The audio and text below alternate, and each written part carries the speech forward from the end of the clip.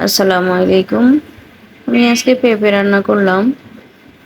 তো পেঁপেটা যেমন স্বাস্থ্যের জন্য খুবই উপকারী, নিজেরাও খেলে ভালো হয় বা বাচ্চাদেরকে খাওয়াইলে একটু ভালো হয়। তো আমি একটু সুস্বাদু করে রান্না করলে যেমন পেঁপেটা খাওয়ানোটা একটু সহজ হয়ে যায় বা আগ্রহ হয়, বাচ্চারা আগ্রহ করে খেতে চায়।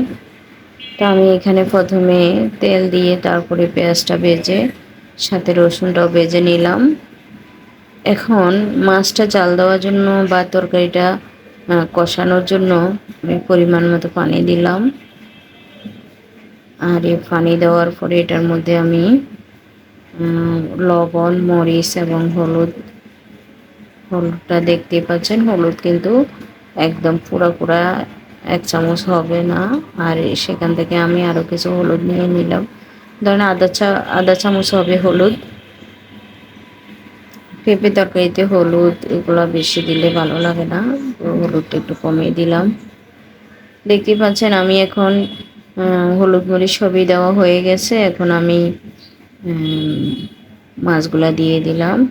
মরিচটা আমি একটু বেশি খাই দেখে একটু সামান্য বেশি দিয়েছি, আপনারা আপনাদের মতো করে মরিচ দিয়েন। এখন আমি মাছগুলা জাল দেওয়া হয়ে গেছে, এরপরে আমি মাছগুলা উঠায় নিলাম।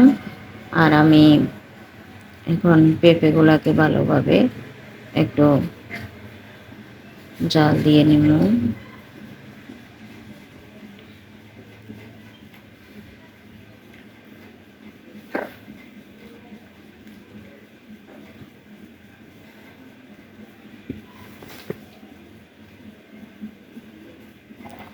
আমি এটার সাথে অ্যাড করে দিলাম কিছু মশারের ডাল।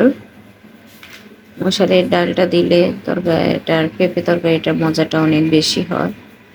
আপনারা আমার মতো করে ট্রাই করে দেখবেন। আমি অবশ্যই গ্যারান্টি দিতেছি, এভাবে তরকারিটা কিন্তু অনেক টেস্ট হয়। পেঁপে তরকারিটা অনেক সময় মানুষ মানে প্রসেসিং করে রান্না করতে পারে না বলে মজা হয় না, তো পছন্দ কম করে এই কারণে। কিন্তু আমার কাছে ভালো লাগে, আমি মাঝে মাঝে রান্না করি, বাচ্চাদেরকে খাওয়াই, নিজেও খাই। আমার তরকারিতে জল দিলাম, দেখতেই পাচ্ছেন। এখন অলরেডি আমার তরকারি হয়ে গেছে। তো দেখতেই পাচ্ছেন মাশাআল্লাহ আমার তরকারি কিন্তু হয়ে গেছে অলরেডি।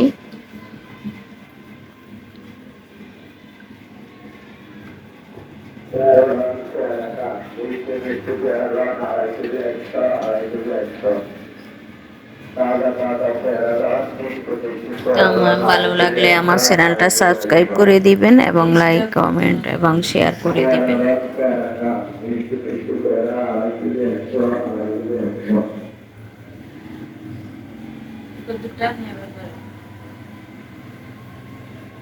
তো আসসালামু আলাইকুম, আল্লাহ হাফেজ।